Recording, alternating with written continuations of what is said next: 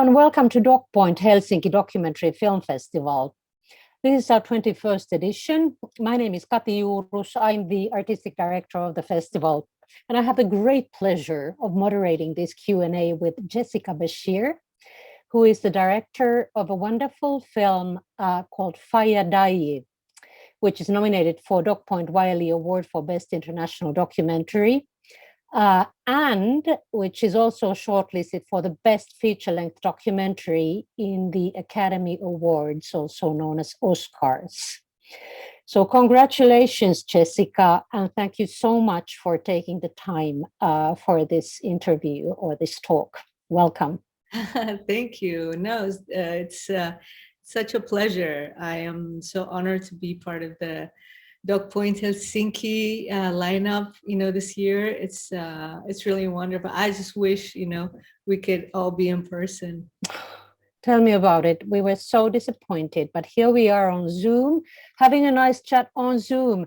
This is your debut feature film, and it's both directed and shot and produced by yourself. And of course, the viewers now have seen the film. They know that it's an incredibly beautiful, mystical, unique film shot with in black and white, very beautiful images. Tell me, how did you find your sort of very unique voice and style to make this film as a debut filmmaker? Well, I started making this film about 10 years ago. So I think, this time it really allowed me to truly, first of all, learn how to do everything to begin with.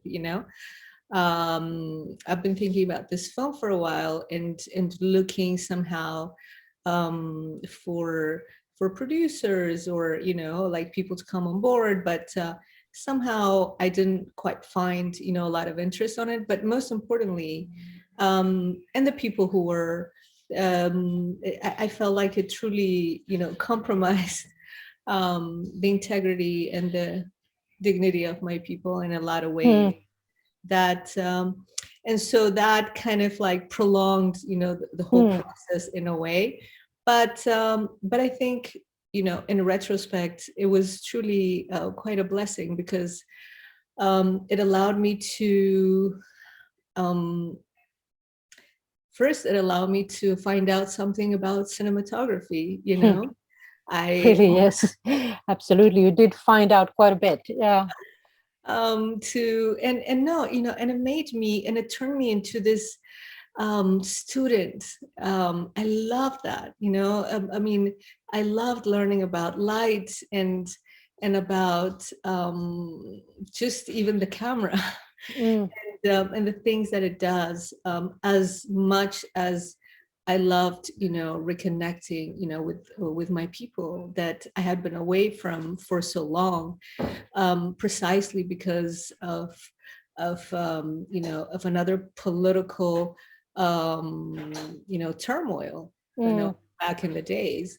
And so reconnecting was one thing, but also finding again, people going through similar experiences, finding about the Oromo farmers who have been, in this struggle for self-determination. I don't know, it's just all of that. And I guess, being in community again, with people, that is what informed, this film. That is what informed my decisions, what we're calling the voice. I think even how the film was structured was very much informed by life. The rhythm is just a reflection of life there. One has, when you talk about the rhythm, one really has a very sort of soft, floating feeling, and you have a feeling a little bit like visiting somebody's memories, or maybe visiting somebody's dreams, even childhood memories. So I suppose that was intentional. It was a place of your childhood, and one somehow feels the love that you have to that place and to its people. So I guess that feeling was intentional, obviously. Well, among many of the things that the film talks about, Mm. one of the most important also is memory. Yeah, You know, yeah, memory in a sense of personal memory as much as collective, memory. yeah, Um, as I was saying, for me, I'm going back to the place of my memories, exactly. my childhood place, right? Yeah, That repository of all of these memories. There's that, but there's also that collective memory. I mean, when one of the young man, the young kid actually, when he talks about why he came back, and he came back because he thought of his mother, and also he says, because when you leave, memories is all you travel with. exactly. And to me, that is pretty much what uh, has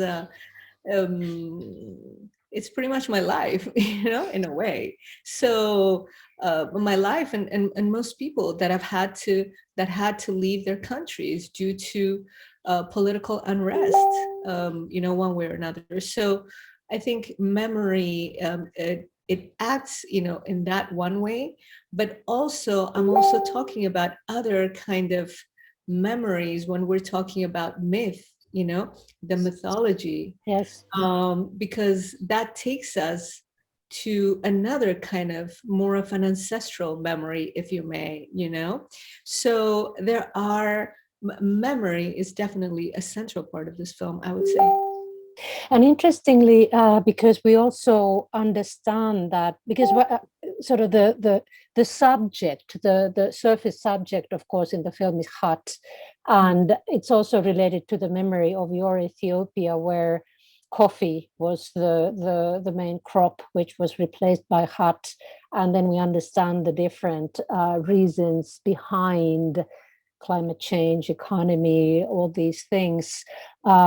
How did khat become sort of the thing that you decided to follow? Because it wasn't there in your childhood. So what made you choose this as a subject? Sort of the yeah. Hmm. Well, chat, as we call it, back in Harar, it's been part of life, as the myth talks about. I mean, in a way, Yes. it's been part of life for centuries. The use of it has morphed over time. At one time, this was used for, Sufi moms used it for their own ascetic meditations, Mm, and basically in order to exalt their prayer all night for their creator. So, but over time, people around them also started chewing it, and it became sort of like part of like a way of life, if you may. For example, people, chat was used, in all aspects of life. mm, For example, to begin with, the farmer, when he wakes up, he will chew a little bit. Whether he will chew a little bit. It's the ijabana, they call it, kind of like the eye opener. yeah. But he would chew just a little bit for it to give it a little energy to work, to till the land. Other people that had other kind of jobs, would come back home for lunchtime, have a lunch, and socially gather, chew a little bit, and then go back to work, in the afternoon. Yeah. There's something, you had a job to go to. Um, Now the unemployment, especially in Harar, is so huge. It's almost has become, especially for the youth and for most people, kind of like a way to kill time, a means. If it was a means to an end, now it's the end itself. Mm, yes. So So what I'm saying is that chat has been there for all throughout my. I mean, when I was going to school there, we see it, but it was never something like that had a bad connotation or anything like that. It was people go and have a coffee after so it was like that. But now and that's precisely why when I went back to Ethiopia, that I was like, whoa. It was really like it was a bit shocking to see how everything evolved around chat, that how it had become like a cash crop, and how it moved it moved life around. It had become an economic force. It created a huge employment for people. Many people were depending, like now, on this cash crop. Yeah. So I started looking at how and why, this phenomenon, especially since chats has been there for so long. It was never like this. So, that's how it all started. I had many questions. I had many questions to my friends, to my, immediate community, to my family. Okay, what's going on? And that's what set me into finding out more, and finding mostly that there are other reasons, not you're just what you see with the plain eye. There are other social, political forces also, the oppression and the way that people are dealing with that. I found many things around it, and I wanted to bring that into the film. And it's so beautiful because, I mean, obviously it's not judgmental or anything like that, but it's also, you avoid sort of the superficial information level. You go right deep into the emotion and the sort of the emotion of khat, of chat, or I don't know how to say it in your way. It's good. It's good. It's Khat, good. yeah. So so was it difficult to make the choice of sort of dropping the information, leaving the information aside, and concentrating on a deeper level, and sort of the mysticism that is also there when we talk about the Sufi religion and khat and the tradition? No, it was not hard to leave the information Yeah. out. Also because I was not trying to make one of those perfectly presented journalistic documentaries. No, thank God you didn't. Yeah. I'm not a journalist in a way. What I'm thinking is, I was thinking mostly about how cinema can transmit these lives, how these emotions, and also how I can transmit this sensation as well, because for people, whether it is they're using it, some people use it for recreation, and they don't have a problem with it. Some of them are addicted, it's not like everybody, obviously, so we're talking about certain people and certain stories, within that community. But in a way, what I saw also, I witnessed how people were using it to like the kids say, people want to use it to get away. Yes. And so, and also in thinking of what exactly it does when you chew it, it almost like it's like it releases you from your perception of time and space, and so therefore you rest. It's really like it really is a restful place, so and I'm smiling because this is exactly the feeling that your film gives to the viewer. You lose the sense of time and space, you rest, you watch, you go right in to the film. And that is amazing. That is an amazing feeling for the viewer. Yeah, I was thinking about that. And also I was thinking about how spirituality in a way drives spiritual, the how seeped, spiritually seeped the Hadar is. It's I think the fourth most important Islamic scholarship center in the world. Yeah. And truly, spirituality is such a strong driver of the culture, Mm. there. And with that, comes the zikr, this spiritual songs, the prayers, the manzumas, and the way that makes you feel. Because if you were there, with them as they're chewing and they're praying and they're doing these chants, they're invoking so much, and that's a powerful energy that is being invoked. I wanted the film somehow to get a little bit of that energy, to be able to transmit a little bit of that, however much I could. I think you managed very well. Um, when talking about the practicalities of making the film, what was your method? Can you talk about the way you were making the film? Was it difficult to sort of have the access to these very intimate moments of people praying, sort of being in that space, private space, and then you enter with your camera? What was your method in making this film? Hmm. Um, well, you can imagine, so over so many years, we You were we shooting over 10 years, actually, but yeah?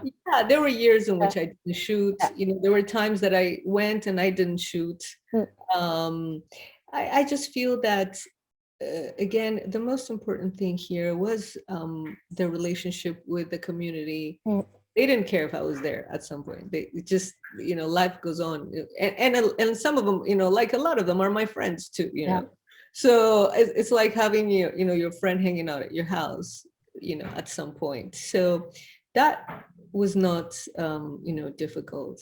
Mm. Um, I feel that, truly creating relationships is so important to the integrity, I think, of the film, and also to somehow to be able to have a respect to the community as well, that somehow you're representing, in the film, in this case mostly the Oromo communities, and also the Harari communities. Yeah. mm, I think that, yeah, it wasn't, I didn't feel like it was hard. We call each other until now. I try to keep them abreast of what's going on. They're like, oh, we're at Sundance, or we're here, or this. They don't really they don't really care, but they care about me. Yeah. So I mean, it's nice anyways And they've seen the film? I haven't been able to, because the Ethiopia right now is in a civil war. Yes. I It's was been going to ask if that affected it's been the filmmaking. yeah, it's been over a year. Yeah. So first of all, I I didn't feel like this was important. The film, it's not important right now. It doesn't. Who Mm. cares? In a way, I feel that way. Of course, I mean, people there would love to see it, but they understand why we're not there. This is Mm. really not the, and plus, there was COVID too. I was afraid of bringing people together, Of course. when we don't have like all of these forces to mitigate that, or the way we have vaccines that we don't have it there. Of course. Yeah.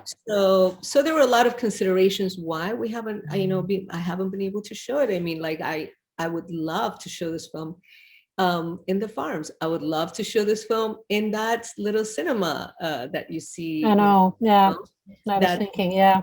Yeah, I mean, that was our childhood, the cinema place. That's where we grew up. So Hmm. I would love to show it there, but in the day will come, I hope. Yeah, It soon. will. It will. Soon. So the war didn't directly affect the filmmaking. You decided to bring out the Oromo question, the Oromo problems, sort of to the film. So that's the only thing maybe that sort of uh, goes straight to the political level of the country in a sense in this film. Why did you decide to do that? Well, the last my last shoot was in March of 2020. That was literally that I came back exactly when the country was closing because of COVID. Yeah. Um, I, I am not surprised that this is happening. Everybody could see it coming. We could see it coming from where I was, from my vantage point, because I was in Harar and Oromia. Those are the places that I shot. Yeah. I'm shooting, Oromo communities at this point, and of course, some Harari communities as well. Um, that was my focus. Mm. My focus was not about, imagine we have over 80 ethnic language groups in Ethiopia. I mean, all throughout the country, right? And all of them, I mean, like, in the Oromo communities, they've been marginalized Mm. politically, socially, economically, disenfranchised, for by subsequent regimes in Ethiopia throughout the history of Ethiopia. Yeah. So this is historical. It's not something that just happened. People saw it coming. I mean, especially because in 2015, from 2015 to 2018, the Oromo youth, Ikolam Kerro, Mm. Arre for the women. These are the youth. These are the Oromo students. They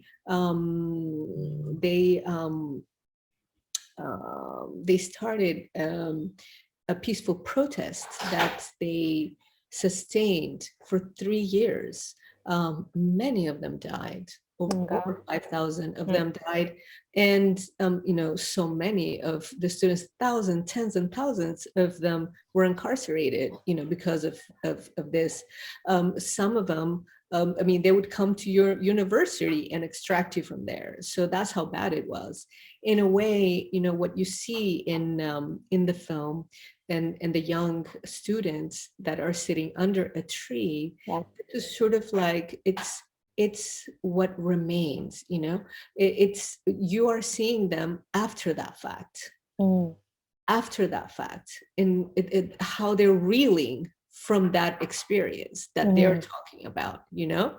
So I mean, I'm not, showing all the big, movements and all of that, but in a way, that is the sentiment that most of this young Oromo youth Mm. have with them, and this is how they were seeing, like, so. And a little later, so finally, I was going to say, at the end of 2018, these peaceful protests, they were able to force the prime minister at the time to resign. So they were able to bring about change. Yeah. And then we had a new prime minister that everyone was incredibly hopeful for. They had so much hope, for the prime minister. I think at the end, there was disappointment. Mm. They Yeah. felt that the movement that they had paid so much for somehow was derailed. And so this is where we are. Yeah. Yeah. Exactly. Yeah. Um, I I assume that, I mean, we don't have that much time anymore, but I assume that you do keep in touch with the people in the film since they are your friends and so forth. So it would be lovely to know a little bit about like what's going on with some of them. Like, for instance, the boy who had the father who became problematic after chewing and so forth. So how are things going with the people that you were shooting? Muhammad stayed. Muhammad, he had tried to leave um, when he was 14. He had tried to leave when he was 14. Fortunately, his father caught him at the border and brought him back. Yeah. He heard about. See, his father is a policeman. He was in the police force, so he had heard at work about this human trafficking scheme. And so everyone was alerted to it. And when he went home and he didn't find his son didn't come back home.